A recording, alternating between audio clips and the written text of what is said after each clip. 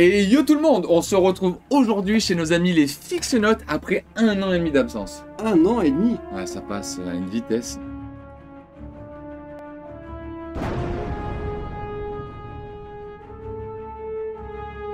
On va partir dans le monde de Disney.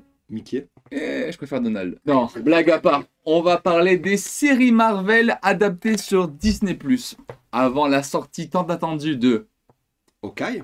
Qui sort le 24 novembre prochain. On va revenir d'abord sur les 4 premières séries qui ont été quand même assez emblématiques pour les fans du MCU version film.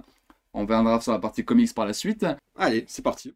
WandaVision. Dans cette série, on est vraiment sur un tournage très particulier. J'avais l'impression de regarder un peu le Truman Show, tu vois. On suit ces personnages à travers des écrans quand on voit le FBI qui suit du coup l'aventure de Scarlet Witch et de Vision. Et on est vraiment sur une série très particulière en noir et blanc dans un premier temps. Et après, au fur et à mesure des épisodes, on avance de 10 ans par 10 ans par 10 ans. Et on découvre plusieurs personnages, notamment Agnès, qui sera du coup la méchante principale de cette série. On retrouve des personnages qu'on a déjà vus dans le MCU précédemment, notamment on a Monica Rambeau, qu'on a déjà vu sur Captain Marvel étant petite, qui a maintenant grandi et qui va faire une allusion, je pense, pour la suite, pour le prochain Captain Marvel. Et on a également l'agent du FBI qu'on avait déjà vu dans Ant-Man. On a une série avec un gros scénario qui aurait pu être développé au maximum, mais au final ça met du temps à avancer au fur et à mesure des épisodes. Et on a plein de clins d'œil, même je pense à Quicksilver qu'on voit apparaître, mais le frère du coup de Scarlet Witch, qui au final n'est pas vendu comme Quicksilver, donc ça laisse des hypothèses pour un gros multivers, et au final on est un peu déçu par rapport à ça. C'est vrai. Sur le coup, en tout cas, moi personnellement, sur le coup de aller chercher Peter Evans pour faire Quicksilver, donc Peter Evans qui joue Quicksilver dans la version Fox des X-Men, pour nous dire, eh ben non, c'est pas lui. C'est un peu contre-productif à mon sens. On avait la possibilité de lancer un truc intéressant sur le multivers, ça n'a pas été le cas. Ça n'enlève pas les qualités pour moi qu'a la série dans sa globalité. Là-dessus, pour revenir encore une fois sur ce personnage, quand il y a eu le cliffhanger, personnellement, j'étais comme un fou. Je t'avais appelé, je t'avais dit, waouh, ça va être dingue, est-ce que c'est vrai? Est-ce que tu penses qu'on va avoir enfin ce rapprochement avec les X-Men? Finalement, non. Et un autre méchant apparaît, c'est le Vision Blanc. Le Vision Blanc, ouais. Il y a le Vision Blanc donc, qui est directement tiré de Vision Quest, si je ne dis pas de bêtises, qui était un story arc des Vengeurs de la Côte Ouest par John Byrne. Qui introduisait, donc on retrouve des scènes, pas mal de scènes de ce comics, notamment la scène où Wanda se retrouve face à Vision tout démonté. Oui. Ça c'était dans le comics à la base, donc c'est très cool de la retrouver là. Et on a effectivement après un combat Vision contre Vision. Qui était vraiment sensationnel. Qui était sympa, ouais. On a également les 2 enfants de Wanda et de Vision qui apparaissent et qui annoncent également une suite pour avoir une histoire sur la continuité. Possiblement, ça fait partie. Il y a pas mal d'éléments qui vont ressortir de ces séries quand on connaît un petit peu le comics.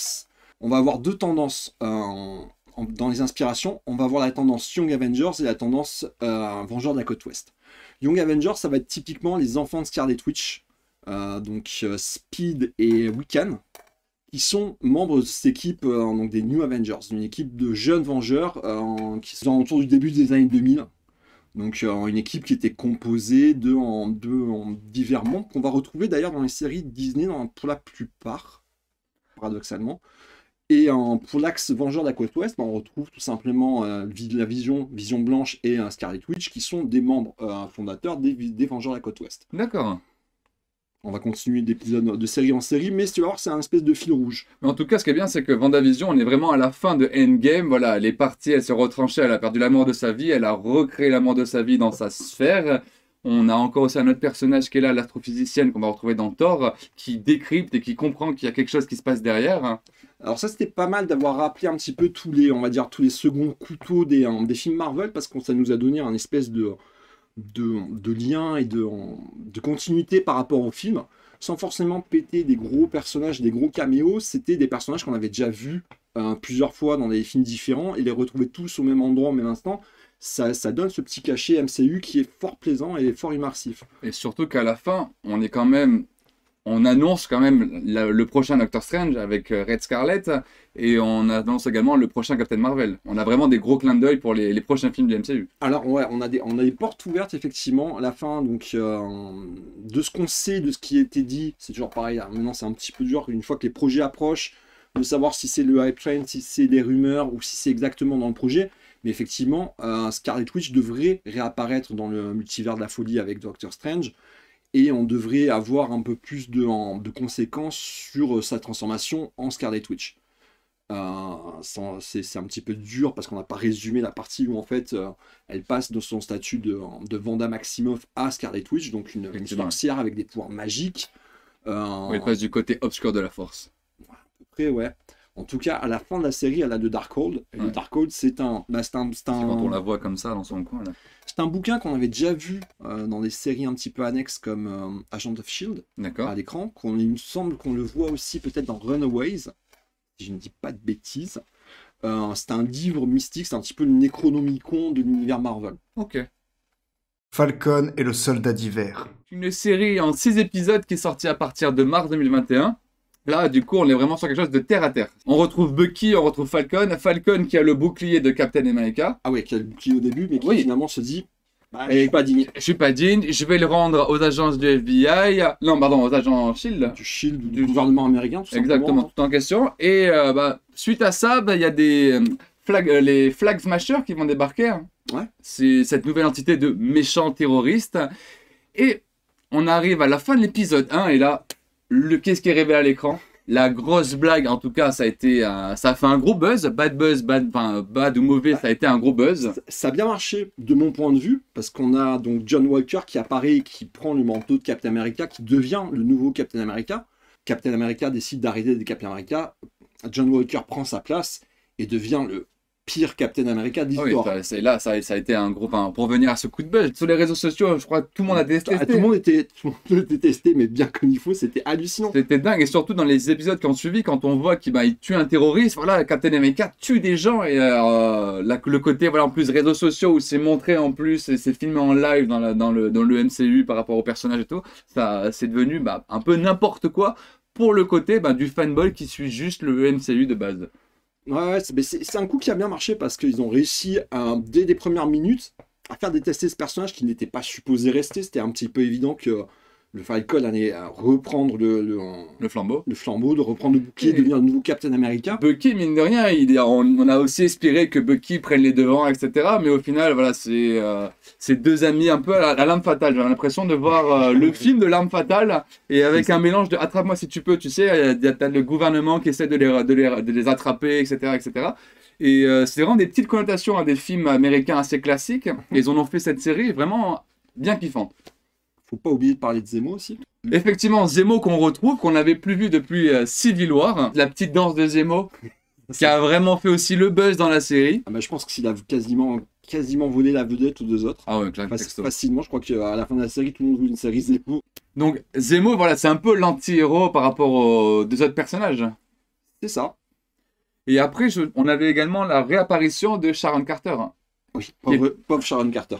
Ouais. Elle a complètement disparu elle aussi. Elle est partie soi-disant à Madripoor, elle a fait son business ailleurs, pareil dans un monde un peu à part.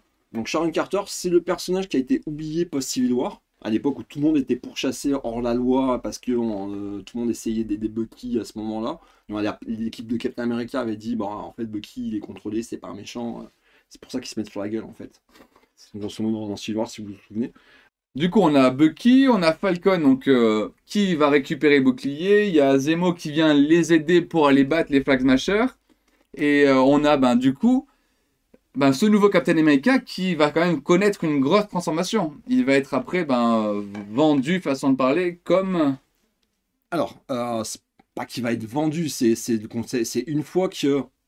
il va devenir super soldat parce qu'il va prendre le sérum au milieu. Exactement, oui, pour toujours partir dans la bagarre.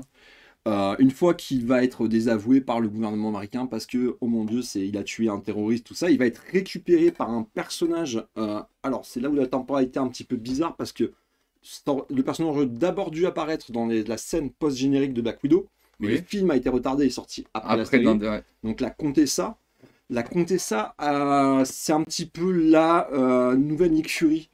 Qui vient recruter. qui vient dans les scènes post-génériques recruter diversement pour monter une équipe. Effectivement, on la voit bien à la fin de Black Widow qui vient recruter la sœur de Black Widow. Voilà, qui vient recruter Yelena Belova Ouais.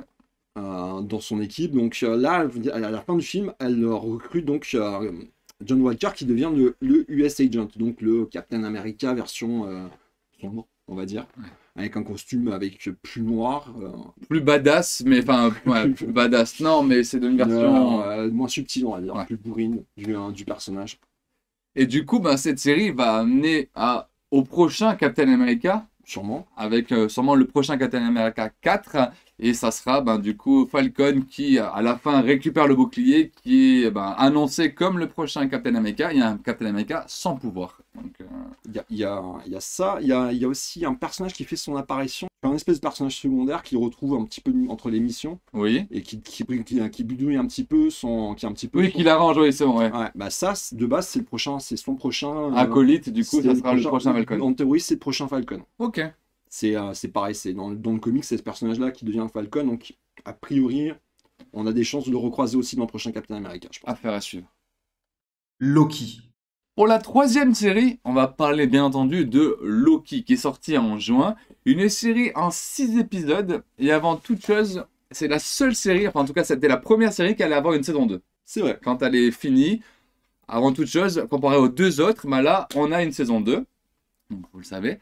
Mais par contre, quelle série? Avant d'arriver à cette fin, enfin, c'était juste dingue. Loki, en 2012, petit retour en arrière, il récupère le Tesseract, il est téléporté quelque part, et là, c'est là où l'agence de la TVA vient le récupérer. Et pour le coup, ben, on découvre le monde temporel. On découvre cet organisme donc, dans l'univers Marvel qui existe en dehors du temps et qui est là pour réguler Le flux temporel. le flux temporel dans l'univers Marvel. Dans Endgame, on a commencé un petit peu à toucher à tout ce qui avait trait au voyage temporel dans le MCU. Et c'est un très gros morceau parce que l'univers Marvel suit des règles particulières quant au voyage temporel. C'est-à-dire qu'il n'y a pas, comme ça a été expliqué brièvement dans Endgame, on ne change pas le futur, on ne change pas le passé. On crée des dimensions parallèles à chaque fois. D'accord. Donc à chaque fois qu'un personnage revient en arrière et change quelque chose de manière significative, on a ce qu'on appelait dans le comics une timeline alternative. Ok. Et ces différentes timelines alternatives, à terme, ont donné, d'une certaine manière, les différentes terres parallèles de l'univers Marvel. Du coup, c'est le multivers total. Quel est le multivers Alors, c'est supposé être les raisons de la création du multivers chez Marvel. Là, quand on le voit dans l'espèce de petit dessin animé, c'est qu'il a déjà existé une période dans l'univers Marvel avant les films, Oui. a priori, dans laquelle il y avait un multivers. Et ces différents univers ont été en guerre jusqu'à ce qu'il n'en reste plus qu'un. Et donc, un seul univers, une seule timeline, et la TV est là pour garder des choses comme cela. D'accord. Ils font une petite référence histoire de rattraper un petit peu Endgame, parce qu'Avengers, ils ont touché à ça. Bien sûr. Et grosso modo, c'était le déterminisme. Les Avengers étaient supposés faire ça pour faire avancer l'univers, ça ne dérange pas la TVA. Loki, qui lui récupère le Tesseract à la fin de Avengers 1, du coup. Et qui est pas du tout au courant de tout ce qui va se passer après. C'est avant Thor 2, donc du coup, il est vraiment la quête Thanos. J'ai le Tesseract, agenouillez-vous humains, je vais vous tuer. Le méchant Loki. Ouais. Bon, ceci dit, c'est rattrapé dans l'épisode 1 parce qu'il a une espèce de cours accéléré en MCU avec tous les passages clés que le personnage a vécu. Et dans le flux temporel qu'il aurait dû vivre, comme on l'a tous connu. Donc il rattrape un petit peu le personnage comme ça, il le remet à niveau, et à partir de là, on apprend que s'ils sont venus le chercher, c'était pas forcément seulement parce que ils avaient un problème de lui déplacer dans le temps, c'est surtout Quand ils avaient besoin de lui. pour chasser Pour chasser, Sylvie. un variant Loki. Exactement, un variant féminin. Et c'est surtout Mobius qui est là, qui est incarné par son grand ami Owen Wilson. Ouais, c'est bon. Ça, c'était la folie de retrouver deux acteurs ensemble comme ça, deux bons potes. Et du coup, effectivement, donc on a ce premier variant qui vient un peu faire le bordel dans le multivers pour la TVA. Et Loki est là pour arranger les choses, soi-disant, sauf que Loki, dieu de la malice, il s'en mêle un peu trop et il va chercher à comprendre pourquoi elle vient faire le bordel, en gros. En gros, ça part d'un principe simple, c'est que Loki étant un petit peu un but de sa personne, ne va pas admettre Être soumis à quelqu'un. ne peut pas admettre qu'il y a quelqu'un d'autre que lui qui soit Loki, Ouais. et donc est supposé s'en débarrasser pour la TVA. Ça va pas être le cas. Ah non. Et surtout qu'après, on retrouve 3 autres versions de Loki. On retrouve beaucoup de versions de Loki, parce que sur le monde, il y a les 3 principaux qu'on suit, Oui. et on a aussi tous les petits Loki alternatifs, comme le président Loki, Ah oui, le président tous alternatif, les ouais. sbires qu'on croise, quoi. Donc Le crocodile, j'ai rigolé quand même. Même lui, il était pas bien. Même lui, il était pas bien quand il a. Croquis, c'est le meilleur. Croquis, c'est... Et on a même une version, un petit clin d'œil à Frog. On aperçoit Frog, donc Ouais. Frog qui est le Thor grenouille, qui n'est pas une version alternative de Thor, parce qu'il existe dans le MCU en même temps que Thor. D'accord. Parce que alors on peut s'embrouiller sur le fait que on a des variants Loki et que Frog soit un variant de Thor. C'est pas le cas. En tout cas, dans le comics, c'était pas le cas. C'était une grenouille qui était suffisamment digne pour soulever le marteau et donc devenir Tellement dingue. un Thor grenouille. Ouais, ça c'est des personnages comme ça. Tu as plusieurs personnages comme ça dans le comics, comme Beta Ray Bill aussi qui est devenu Thor. Tu as eu beaucoup de Thor alternatifs dans les années 80-90. D'accord. Ils se Qui sont amusés dans le voulu comics. un petit peu étoffer le cast de personnages de la série. D'accord. Et après, ben, on a également la découverte, en tout cas à l'écran, du personnage de celui qui demeure. Celui qui demeure. Alors en fait, pour résumer rapidement Loki, c'est assez simple, c'est un peu le magicien d'Oz. Ouais. Ben, vert et doré, c'est un petit peu le même, ça on est un peu dans le On même thème. retrouve dans son tableau. Donc ils vont croiser des personnages similaires les uns aux autres jusqu'à arriver jusqu'au magicien. Donc le méchant de l'histoire, donc celui qui reste, Ouais. qui s'avère être donc une version, celui qui reste, c'est la version ultime de Kang. Kang étant dans le MCU la personne qui est à l'origine des guerres dont on vous a parlé au départ. Entre les Effectivement, dans les différentes multivers, etc. dimensions, parce que pareil, c'est a priori, c'est les Kang des différentes dimensions qui ont commencé à voir qu'ils pouvaient se parler entre eux, puis qui ont commencé à Mais ça, bosser entre eux, on en apprend également après, surtout dans la prochaine série. et qui, je pense que ça va être plus que dans la prochaine série. Je pense que Kang, c'est parti pour être le Thanos La prochaine phase. de la prochaine phase. Hein. Là, on a vu la version sympathique. Celui qui vient aider, qui est même lui qui est perdu à la fin. qui est la version qui est supposée avoir acquis le plus de sagesse, qui n'est pas supposée être un super vilain et qui est supposée un petit peu tempérer ses versions dans le passé. En tout cas, dans le comic, ça se passe un peu comme ça. Là, clairement, leur a fait faire un choix. Sylvie a mal choisi. En tout cas, il y a cette romance qui est amenée sur la planète Lamentis. Et bien entendu, dans la continuité de l'histoire, cette romance s'agrandit et s'améliore. Hein, jusqu'à... Ah oui, on a un très bon jeu entre les deux acteurs. On a pas mal on retrouve les thématiques de Loki de est-ce que je peux me faire confiance? Est-ce que c'est un petit peu comme il y avait avec Thor à l'époque où Thor ne savait jamais si finalement il avait été toujours honnête ou pas. Voilà, son frère allait l'aider ou allait lui mettre un coup de dague dans le dos. Bah là, c'est les deux personnages qui se retrouvent eux-mêmes face à eux-mêmes au miroir, hein, au miroir et qui savent pas si ils peuvent se faire confiance mutuellement. Exactement. Et ça va se conclure d'ailleurs de manière tragique pour Loki. Ouais. Qui va se faire, entre guillemets, trahir par Sylvie à la dernière minute, qui, elle, va accomplir le but pour lequel elle était partie. Donc, De base, elle est restée sur sa ligne conductive. Donc, elle va tuer Kang, et à ce moment-là, ça va... Feu la l'artifice. timeline va exploser, et là, on va voir la création possible des différentes timelines alternatives dans l'univers Marvel. Et ben, on aura peut-être plus de réponses dans la saison 2 et dans Doctor Strange s'il fera oui ou non une apparition. Ça serait pas mal qu'il fasse une apparition dans Doctor Strange. Je pense que c'est un petit peu trop demandé, c'est trop en vouloir parce qu'on a déjà Scarlet Witch et inclure encore plus de personnages dedans, ça serait assez fou. What if? Alors la saison 1, c'est quand tu découvres, encore une fois, version juste tu regardes les films au cinéma, tu regardes les séries là, un épisode, une histoire. Tu commences avec l'agent Carter, qui devient le Captain Britain. Si du coup Chris Evans, enfin si...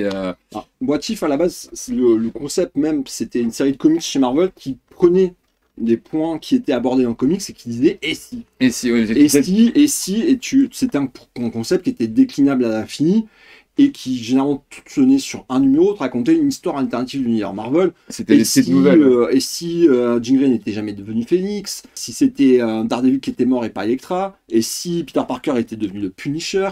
On refait toute l'histoire, on refait Marvel. Ça a été une série qui a été très bonne. Et si Loki avait eu le marteau de Thor, Oui, tout directement. Voilà, directement, c'est que des numéros qui ont existé. C'est délirant, mais c'est comme ça. C'est ouf. Donc là, on va avoir le même principe pour le MCU en reprenant des points dans Assez différents... phare qu'on a déjà vu dans le MCU Voilà, qu'on a au déjà cinéma. vu au cinéma, on va l'impliquer là sur une série animée. Donc le premier, c'est et si Sharon Carter était... Peggy Carter, excuse-moi, Ouais. était devenue Captain, super soldat, donc Captain Britain, Britain. voilà, parce qu'elle est britannique à la place de Steve Rogers. Après, on a l'épisode avec T'Challa, qui deviendrait du coup le Star-Lord sans... Et que Ah. son- Ouais, c'est ça. On a un épisode aussi que moi j'ai adoré, c'est l'épisode de Doctor Strange, qui fait tout pour retrouver et que sa femme ne meure pas. Ouais.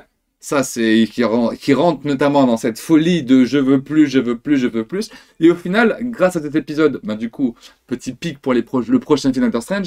Et surtout, on apprend que ben, l'épisode 1 est relié au 2, 3 et ainsi de suite. On commence à avoir le doute, on va avoir le Marvel Zombie, Ouais. on va avoir et on va arriver jusqu'au moment et si Thor et Loki n'avaient pas été élevés ensemble, Ouais, deux frères à part. deux frères à part. Et à la fin de cet épisode, on voit débarquer un personnage assez singulier. Badass. On est bien d'accord qu'on parle de Vision en version plus, Ultron. On parle d'un truc d'une fusion dans Dragon Ball, je pense. Elle est amazing. Elle est abusée. Mais c'est juste what the fuck total, vraiment. Tu Donc, l'as c'est- fini là-dessus. Donc c'est Vision dans le corps d'Ultron avec les pierres d'infinité. Et là, le Thanos, même pas un claquement de doigts, c'est bzzz, et il est tronché en deux et c'est réglé, quoi. C'était dingue. C'est de la fusion sur fusion sur fusion. Ouais. Ah ouais, c'est méga fusion. Ces trois personnages se sont dit allez c'est bon, on lâche le budget. On donne tout. Et bah du coup, moi perso dans What If, j'ai kiffé. Parce que voilà, t'as tout ce multivers, on va dire, qui est un peu plus exploité. Bah, Parce que vu qu'on part vraiment sur Alors, des planètes à part, Au départ, c'est pas évident que ce soit un multivers. Au départ, c'est supposé être des univers indépendants, Oui, des histoires vraiment à part. histoires à part. Et là, on s'aperçoit avec le fil conducteur, c'est le gardien. Donc le Uatu, le gardien, qui est un personnage classique qui apparaît dans les 4 Fantastiques et qui était celui qui recense en fait tous ces what if dans le comics. d'accord. Et il va faire la même chose dans la série télé, sauf que là, on va s'apercevoir que s'il s'agit bien de dimensions alternatives du multivers, d'univers différents, Bien sûr. et tout va se recentrer sur la menace d'Ultron et sur la création donc d'une équipe de Vengeurs tirée des différents épisodes. Et qui devient du coup les gardiens du multivers. C'est ça. Et ça, cette équipe, pareil, elle est dingue. Et je crois que du coup, ça continue. Ils ont une propre. C'est les Avengers, quelque chose, non? Alors, il y a une équipe très similaire dans le comics, d'un concept très similaire chez Marvel. T'as 2 séries qui s'en rapprochent pas mal. Tu as Avenger Forever, en fait, qui était une équipe composée d'Avengers de différentes époques, D'accord. qui interagissait forcément avec les différentes versions de Kang. Donc là, on arrive très bien à se dire, à voir les similitudes qu'on a entre ces séries. C'est Avenger Forever, c'est la série qu'on a là, dans laquelle on va retrouver, tiens, tu vois, Vision au passage, Immortus. On va retrouver donc les différentes versions de Kang. On va retrouver, c'est là où la TVA fait son apparition pour la première fois D'accord. dans l'univers Marvel. Donc on retrouve quand même des éléments qui sont clés à pas mal de séries du MCU. Et donc tu as cette série, d'ailleurs, à savoir que Marvel en comics ressort Avenger Forever en décembre. D'accord. Est-ce que c'est un hasard ou pas Est-ce qu'il cherche à capitaliser sur le concept en fait qui a été développé dans la série télé pour relancer le comics en disant Peut-être tiens, pour la prochaine phase. vous êtes familier maintenant avec ce concept d'équipe de Vengeurs, on va vous en ressortir une au goût du jour. Donc retour d'Avenger Forever en papier suite au What If en comics, D'accord. en série télé, c'est pas mal. Ah, mais comme quoi, le MCU ne cesse de nous vendre du rêve. Et là, du coup, on est comme des fous parce que maintenant, on attend la prochaine série Hawkeye. qui sortira du coup le 24 novembre. Et là, si tu peux nous en dire plus, apparemment, ils veulent l'aligner jusqu'à Noël. Mais Alors, ok, pour moi, il y a 2 influences. L'adaptation quasiment simple et cool de la série de David Aja. On est sur très proche au niveau visuel. Il y a des scènes qu'on a vues dans le trailer sont directement tirées de la série. Ok, c'est simple en même temps. C'est le Vengeur qui a pas de pouvoir. ouais. C'est un petit peu C'est un peu comme la Kudo au final. Enfin, c'est de la même école. Ouais, disons, c'est Ah, la même école. alors pas totalement la même école parce que je pense que vu qu'il a été annoncé en casting dans les Rods, tu vas découvrir des origines d'Hawkeye. Ouais. telles qu'elles étaient dans le comics à l'époque, c'est-à-dire qu'Hawkeye, c'est un petit peu un forain qui a été formé par un maître d'armes français un petit peu dans le maniement des armes. D'accord. C'est un peu C'est spécifique. pour ça qu'il devient un peu Ronin un peu après, avant Endgame. Ronin, c'est différent. Là, effectivement, la série part du principe que ce qui arrive à Hawkeye, c'est les conséquences de sa période en tant que Ronin, et D'accord. qui va être chassé par toute la pègre du MCU en Ok. mode ah, mais en fait, c'était toi le Avenger, on va te mettre cher. Ok. C'est un peu le principe du comics aussi, où il est imposé à des hordes et des hordes de mafieux dans tous les sens, en essayant de s'en sortir, parce que finalement, c'est un gars qui, comme toi et moi, quand il prend des pains, il a mal. Ouais. Il n'y a pas de super pouvoir, il peut pas s'envoler, il tire pas des lasers. Oui, ça reste un mec là. C'est un peu le Green Arrow c'est le Green Arrow de chez Marvel. Ouais, c'est exactement Dans la richesse. Ouais, c'est Green Arrow sans carte de crédit, Voilà. effectivement. C'est ça, c'est un bon résumé. Et je pense qu'il y a une grosse influence aussi, mine de rien, je pense qu'ils vont essayer d'aller chercher du côté de Die Hard, tout D'accord. simplement. Parce que tu retrouves un petit peu ce même principe, un gars qui va prendre cher pendant toute la série, aux alentours de Noël. Ouais. On est Ah, c'est parfait en plus. Ça va, là, les goodies, ça va partir pour Noël en plus. ça va être très très similaire, je pense, dans l'ambiance et dans le temps. Je pense que ça va bien donner. On a une fille qui a été introduite, Bishop, c'est ça? Alors Kate Bishop, c'est un personnage qui tirait du comics, c'est Green Arrow avec la carte de crédit. Ok. D'accord. C'est une archère hors pair. D'accord. Elle est peut-être meilleure que Hawkeye au tir à l'arc, Carrément, oui, d'accord. pour Ouais. être honnête. Et c'est quelqu'un qui vient d'une bonne famille, qui est bien connecté. D'accord. Ça peut être un espèce de Tony Stark aussi d'une certaine manière. Elle peut faire penser à Tony Stark d'une certaine manière. Par rapport à son caractère, etc. Par rapport à son caractère, par D'accord. rapport à un petit peu plus flashy, un petit peu plus mature. Ouais, faut se mettre en avant à Houten et compagnie. Pas hautaine, non, Ah non non, elle est plutôt fun, quoi. Ok. Mais ouais, je pense que ça va être un bon personnage. On va découvrir tout ça de toute façon prochainement. A priori, on va retrouver donc aussi Yelena Belova dans la série Hawkeye. Et toute cette addition de personnages, c'est-à-dire la Vision Blanche, la Scarlet Witch, US Agent, Kang, Hawkeye, Yelena Belova qui, a priori, pourrait très bien faire une très bonne Mockingbird. Ouais. Ça nous donne quasiment un cast parfait pour commencer les Vengeurs de la Côte Ouest, Ah qui ouais. était le spin-off en fait qui est venu après les Vengeurs dans les années 80. D'accord. Il y a War Machine aussi qui fait partie de cette équipe, Effectivement, ouais. donc qui traîne encore quelque part dans le MCU. Ça laisse penser qu'on pourrait avoir directement quelque chose de très inspiré des Vengeurs de la Côte Ouest dans le MCU, possiblement. On retrouve aussi beaucoup de personnages qui vont être dans les Young Avengers. D'accord. Dans les Young Avengers, donc on avait dit les Wiccan et Scarlet Witch Ouais. de Vanda Maximoff et Les de deux la enfants. Vision. On va y arriver. Dans US Agent, tu vois le petit-fils d'Isaiah, qui était le premier super soldat. Oui. Qui était le Qu'on premier voit du coup notamment dans Falcon. qu'on voit dans Falcon, lui c'est Patriot, Ouais. c'est l'équivalent du Captain America dans cette équipe-là. On va avoir donc Kid Loki, Qu'on voit également dans Loki. qu'on voit dans Loki, qui est aussi dans les personnages qui gravitent autour des Young Avengers. Dans les personnages qu'on a déjà aperçus dans la MCU qui font partie de cette équipe, on a la fille d'Ant-Kim, Exactement, dans Ant-Man. dans Ant-Man, qui est supposée être stature dans cette équipe. On a Kang, Ouais, donc vraiment, en soi, Kang. on a énormément de clins d'œil. la version très jeune de Kang, c'est Iron Lad. Lui se fait passer pour un Vengeur au départ, mais en fait, quand gamin, tu t'aperçois qu'il a fait partie des Young Avengers. Comme ça. Donc on est pas mal aussi dans ce côté-là s'ils choisissent de le De le développer développer à terme, ce qui pourrait leur donner une équipe beaucoup plus jeune qui pourrait durer sur le temps beaucoup plus pour les longtemps. prochaines générations. Ouais. Bah, en tout cas, Disney ne cesse de nous régaler. Et apparemment, là récemment, pour le Disney Day, ils ont annoncé pas mal de séries. Ouais.